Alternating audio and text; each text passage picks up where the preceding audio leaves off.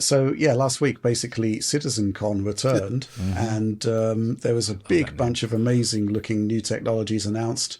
The announcement that it looks as though is it Squadron 42 appears to be content complete. Yeah, that's it. Man. Alex, this is basically your bag. There's a lot of stuff you wanted to talk about. Are Yeah. you excited? I What are you excited I'm about? excited for well, the first thing too is because I backed the game in 2012. Back when it was just actually I don't think I even did the Kickstarter. I think I did they did like their original website back then. And back then it was actually just Squadron 42 more or less. The original announcement trailer was like CryEngine stuff. A lot of it is like assets actually from the original Crisis if you look. But like them announcing a new Wing Commander, and I like Wing Commander. I've got Wing Commander 3 and 4 on the shelf behind me. Right. And I like those games, and I was very excited for that. So them showing Squadron 42 now, and it looking kind of like a Wing Commander game, except with, you know, like on foot and stealth. So it's not just flying, you know, it's also got like the Wing Commander games. There's like downtime in your ship. It's, you know, interacting with the crew, very Mass Effect like. I think that's all great stuff. So I was very excited to see that. And that means content complete means the game's, it's a matter of time. Polishing phase and optimization stage is what we're at right now. And obviously that's different for each game. I think Starfield had a year of that, if I recall.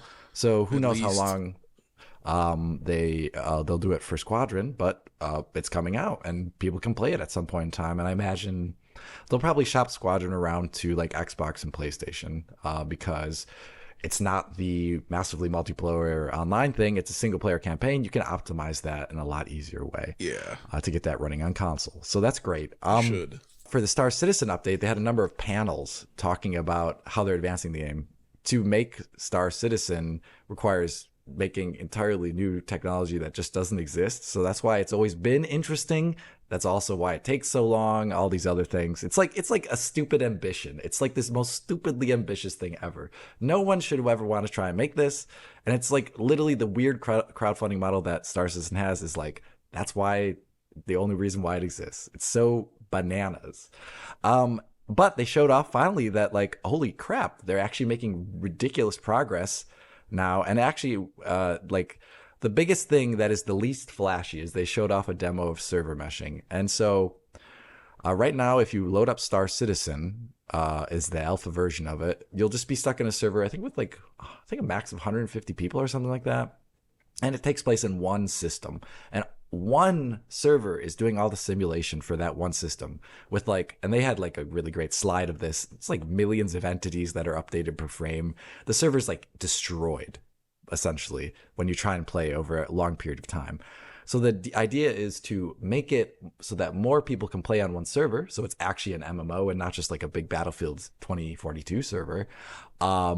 Is that you need to split up the simulation workload across multiple servers. Well, to do that is ridiculously complex. And they showed off a demo of how it works. And it's very fascinating, actually. Essentially, like there's a server that is called the replication layer that every single client connects to. And also all the simulation servers connect to.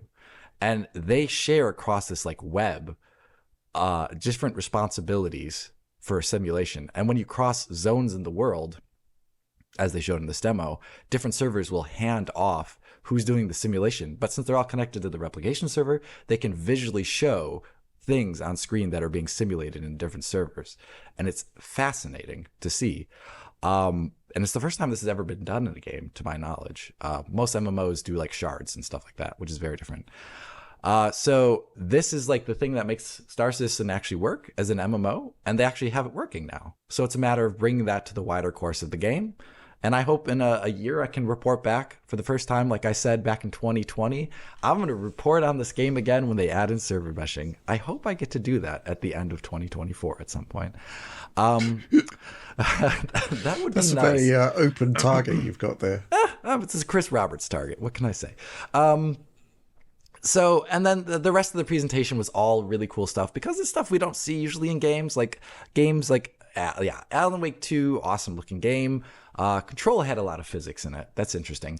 But a lot of games are like very static, not very simulation driven. And that was like a stylistic thing that happened at the end of like the Xbox 360 generation, that games went from being less sim heavy to being more, I don't know how to say it, like less. So, hey, and weirdly generally enough, that's exactly what the recent Zelda games offer. They're much more sim-like. they're like im-sims with physics in like an open world context. It's very interesting. And this is a lot of the demonstrations that they showed off were like saying like, actually Star Citizen is going to do all these things that you saw like in the original Crisis and more. And they had a really awesome water physics demo that they showed off that is very, very cool. It's like a virtual textured based version of water. So you can get like super high detailed wave cresting and foam up close to the camera, as well as like massive stuff in the distance. That demo they showed with the rocks, where they're like putting increasingly large objects and moving them around in the mouse and like creating waves upon waves and ripples upon ripples, and all the foaming is happening and everything's just, I was like, wow, okay. Right. I've never seen that before in a game. That's super cool. And then they got the stuff where it's like if a ship flies close to the water, it actually causes the water to behave as you'd expect, buzzing the surface, right? It creates a wake behind it, causes waves and ripples as it passes. That stuff's amazing. Yeah, so stuff like that's stuff that's kind of required for like if you have like a giant planet that has like oceans on it. Otherwise the game just looks like a weird, like a facsimile of real life, and it just doesn't interact. So it's like these are all things to like live up to that whole living and breathable world. But the one thing that I think it was most interesting in terms of these graphical demos, there was a lot. They showed off like RTGI, they showed off new hair rendering, they showed off tons of other stuff. Star cloth. Yeah, that's actually really cool too. The soccer ball up the dude's like hospital gown. There was a lot of giggling, to say the least, in the audience when the soccer ball peeped out of the man's gown. But they showed off a physicalized damage system, which I think was really cool because it's kind of hard to say. Like a lot of games, obviously you shoot an object and it breaks apart into pre-configured pieces, right? And that's usually how it's done. And this is a bit more like a DMM back from, The Force Unleashed, where like an object has physical constraints and it breaks upon physical constraints, and like with inertia and all these other things. And in the demo, they showed off for like a couple of things. But the entire reason why that's really cool is because you can finally do some really interesting things with ships in the game that you otherwise couldn't do before. Like beforehand, like a ship would have a death state. And it's like very much so based upon health, that it's just some arbitrary health value for different sections of the ship, etc. But if it's actually based upon physical constraints, well, you can have things like part of the ship breaking off while the rest of the ship is still working. And these are things that are like, like the entire dream of Star Citizen is all about, like really cool interactivity and like a multi-crew environment. It's very fun stuff like that. So I thought I would take the time to talk about it right here. I would love to have done a dedicated video on it, but Alan Wake 2 came out. So I'm definitely doing Alan Wake 2 right now. But I'm going to report on the game again. Like I said, I think when server meshing is in, and maybe do like a Drift Direct segment on again if they add in Vulkan very soon. Because that's going to be coming in. We've been waiting years for Vulkan. Yeah, like they said in the presentation, this is taking longer than we wanted. But they actually showed off Vulkan running too, so that's another good thing. Okay. Yeah. So Alex, if I bought a spaceship off you, would you do a video on this game? Bought a spaceship off of me? That seems to be the funding model. For, yeah. Do you want to buy a JPEG of a spaceship? Actually, Alex, is there a way? I would love to. I still want to do this video with you. I would like to go into a game with you, and we putz around. Basically, I want to be the Star Citizen newbie who doesn't know much about this game, and I want you, the master, to take me on a journey to show me what's cool about Star Citizen together. Right? I actually think this would be a fun video, and we should try to do this. We should probably when the new year starts, as I described earlier, there's going to be a lull period where there's less releases, and let's hope that it stays that way, because then we can have some fun videos like that. Because that would be cool, because I think I could represent what most of the audience is thinking about this, going into it not knowing much about this and wanting to learn more. Yeah, it leads us into this question from unnamed player who's added some random numbers into his username there. Hi DF team exclamation point. Does it make sense to just start playing Star Citizen? I was always impressed by the idea and scope, but after many years I can imagine it can be as hard as joining a Quake 3 server now with only hardcore players annihilating others for over 20 years. Or is it somehow accessible to new players? There's a lot of good stories about this. If you do not announce yourself and you spawn at some location, like, I don't know, it used to be Port Olisar. But like if you'd spawn there and you'd leave the safety zone, there would just be pirates there that would just kill you immediately. This is awful. That's a bad thing to do. But if you type into alt chat, if you really do want to try it, they have like free weekends every once in a while where you can play for the whole weekend. I'd say wait to do that and expect bugs and all that crap. But if you do that, type into the alt chat of the server, things like F12, and just type, "I'm a newbie. Can someone help me out?" And I'm serious. People will literally come and tell you how to play the game. It's very cool. They obviously have a new onboarding system in terms of like you spawn at a place and it teaches you how to play the game after you spawn in, which is nice. It used to be very much so like you start at a spaceport and you have no idea what you're supposed to do. But nowadays it's a bit more streamlined. So I think you should just try it on a free weekend whenever they do the next one. I have no idea when that is. Okay. Sounds good.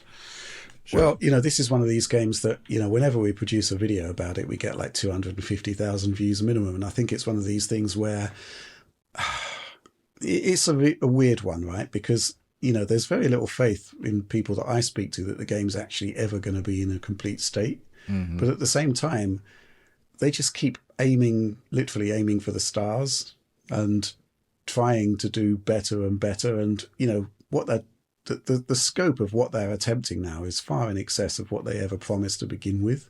Mm-hmm. I guess at some point we'd like to see some kind of end product, and I guess Squadron 42 actually appearing would be a good thing, right? That would be the good one.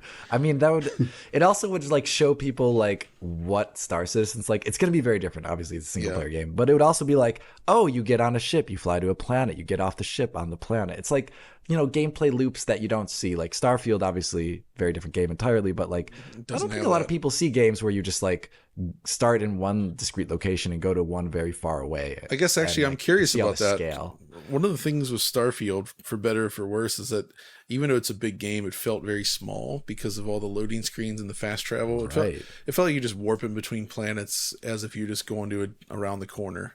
So it kind of took the feeling of space out of it. And I'm wondering in Star Citizen how that works. Like, can you just bounce around to different places freely like that? Or does it actually require you to engage in real space travel?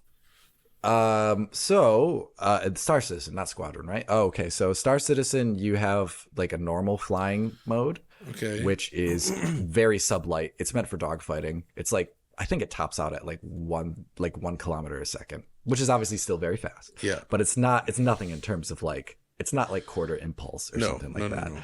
Quarter impulse in the game exists as a quantum drive that you engage, and it does move you through space at that speed. Last time I played, it was a beeline to wherever you set on your map. And it would take as long as it would take to get there at whatever the quarter the speed of light is.